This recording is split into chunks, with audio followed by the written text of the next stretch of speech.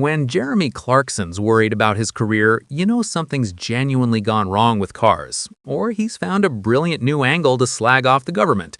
Probably both. Welcome back to UK Political Insight, where today we're diving into Clarkson's latest explosive rant about Keir Starmer, the death of driving freedom, and why modern cars are apparently so unbearably annoying that even Ferraris and Aston Martins have been ruined. The man who made a career out of driving supercars at irresponsible speeds while making inappropriate jokes is now facing the ultimate horror: technology that beeps at him when he's driving badly, and speed limits he can't ignore. He's calling it the nanny state, blaming Starmer for ruining motoring, and genuinely concerned that car journalism might become as pointless as reviewing chest freezers. Let's unpack this beautiful collision of libertarian fury and technological progress.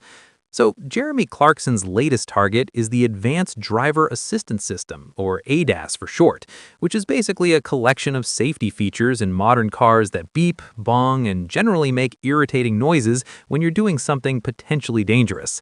Lane departure warnings, collision alerts, speed limit notifications, all those helpful little reminders that you're supposed to be paying attention to the road instead of daydreaming about whatever it is Clarkson daydreams about. Probably farms and punching producers. Clarkson's begun his latest car review by admitting there's not a single car available today that he would actually purchase, which is a stunning statement from a man whose entire career has been built on testing and talking about cars. He's driven everything from budget hatchbacks to million-pound hypercars, and now he's saying he wouldn't buy any of them because they've all been infected with ADAS. That's not just a product review, that's an existential crisis for a motoring journalist. His description of ADAS as irritating bongs and beeps is vintage Clarkson. He's not engaging with the technical specifications or the safety statistics, he's going straight for the emotional response. These systems annoy him, therefore they're bad, and he's wrapping that personal irritation in a broader critique about government overreach and the nanny state. It's rhetorically effective because lots of drivers share that frustration, even if they rationally understand that safety features probably prevent crashes. But here's where Clarkson really goes for it. He says ADAS makes every car annoying, and then lists Ferraris, Aston Martins, Maseratis, all ruined by having Sir Starmer and his merry band of nanny state enthusiasts in the glove box. That's a brilliant image, isn't it? The idea that Sir Starmer is literally sitting in your car telling you to slow down and watch the road.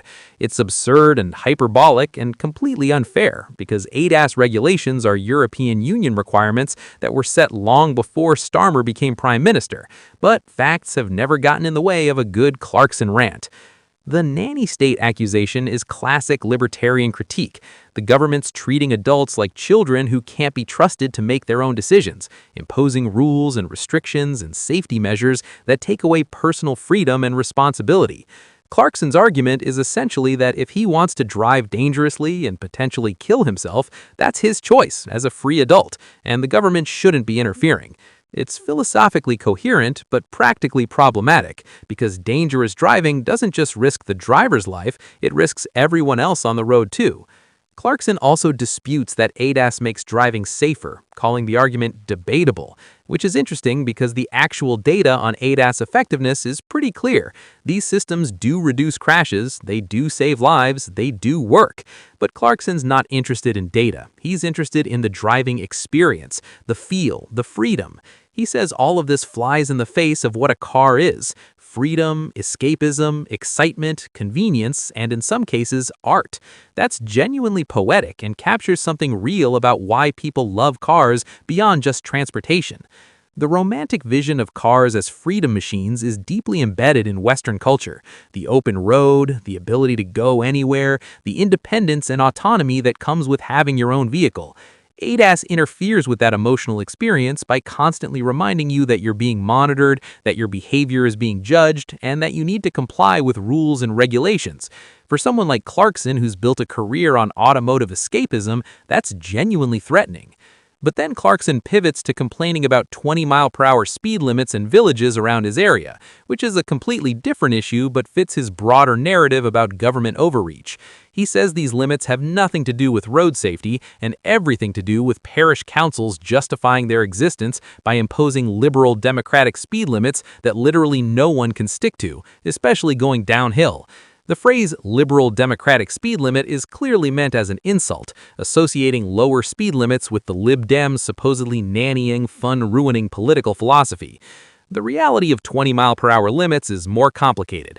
Evidence on whether they actually reduce casualties is mixed, but they definitely make streets quieter and more pleasant for residents, which is why local communities often request them. Clarkson sees this as bureaucratic interference, but it could equally be seen as local democracy in action, communities deciding they want safer, calmer streets. Of course, that interpretation doesn't fit his narrative about government overreach, so he ignores it. The observation that most people under 20 don't have full driving licenses is factually accurate and genuinely significant. Young people are driving less, getting licenses later, and in urban areas often not bothering at all. Clarkson attributes this to cost and social pressure from lefty environmentalist friends, and while those factors play a role, the bigger picture includes urbanization, better public transport in cities, the availability of Uber and other ride-sharing services, and changing attitudes about car ownership among younger generations. Clarkson's line about young people being shouted at by their lefty Zach fan friends who think it's uncool and musky to have your own wheels is a brilliant political satire. He's managed to work in a dig at Green Party co-leader Zach Polanski and presumably a reference to Elon Musk, playing on environmental concerns about car ownership while also mocking the left-wing politics he associates with those concerns. Whether it's accurate is debatable, but it's entertaining. The idea that young people can't afford cars and insurance is absolutely true. Insurance costs for young drivers are obscene, cars are expensive, fuel costs are high, and if you live in a city with decent public transport, the economics of car ownership often don't make sense. This is a genuine social shift with real implications for the automotive industry, but Clarkson frames it entirely through his political grievances about taxation and regulation rather than engaging with the broader economic forces at play. Then comes Clarkson's dramatic conclusion. All of this will result in the death of motoring journalism. He says trying to review a government-controlled car made in China by a company whose name you can't pronounce would be like trying to review a chest freezer. That's genuinely bleak coming from someone who's made millions from car journalism. He's essentially saying his career and everything it represents is becoming obsolete, killed by regulation and standardization and the loss of what made cars interesting. The government-controlled car phrase is hyperbolic, but it captures something real about how modern vehicles are increasingly regulated in terms of emissions, safety features, and technology. The reference to Chinese manufacturers is both a dig at the rise of Chinese automotive brands and a complaint about how cars are becoming commodified, interchangeable appliances rather than objects of desire and engineering artistry. Comparing reviewing modern cars to reviewing chest freezers is brutal, because chest freezers are purely functional. They work or they don't. There's no romance or excitement or emotional connection. Clarkson is saying that's what cars are becoming, and if that's true, there's no point in him writing about them anymore. It's a genuine existential threat to his professional identity and everything he's built over decades. The government's position on ADAS is predictably that it's wonderful and will revolutionize transport by making journeys safer, more flexible, and more reliable. That's standard government PR language that means we've mandated this technology and you're gonna like it whether you want to or not. The claim that it'll play a major role in the transport revolution happening across the UK is the kind of optimistic futurism that governments love and people like Clarkson absolutely despise. The fundamental disagreement here is about values. The government prioritizes safety, efficiency, and reducing harm. Clarkson prioritizes freedom, excitement, and individual choice. Neither position is objectively wrong. They're different value systems with different priorities. The government thinks preventing deaths and injuries through technology is worth the cost of making driving less fun. Clarkson thinks preserving the freedom and joy of driving is worth accepting higher risk. There's a generational element here too. Clarkson is 65. He grew up in an era when cars were genuinely dangerous, regulations were minimal, and driving was a wild west of speed and risk. Modern safety culture, which has dramatically reduced traffic deaths, feels to him like an assault on everything cars represented. Younger people who've grown up with seatbelt laws and airbags and speed cameras don't have that same sense of lost freedom because they never experienced the alternative. The political dimension is that Clarkson is framing all of this as Starmer's fault, which is convenient for his narrative but not entirely accurate. ADAS requirements come from international regulations and EU standards that Britain adopted before Brexit and has chosen to keep. Speed limits are set by local councils, not the Prime Minister. The broader trends toward car safety and environmental regulation have been developing for decades across multiple governments of different parties.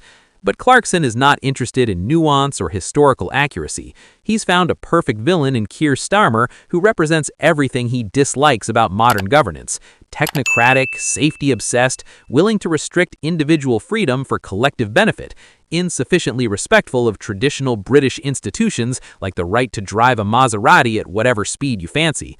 Starmer's the nanny state personified, and Clarkson is going to blame him for everything wrong with modern motoring, regardless of whether it's actually his fault. The reality is that cars are changing fundamentally. They're becoming electric, autonomous, connected, regulated. The romantic vision of motoring that Clarkson represents, the one where driving is about freedom and excitement and escaping the constraints of ordinary life,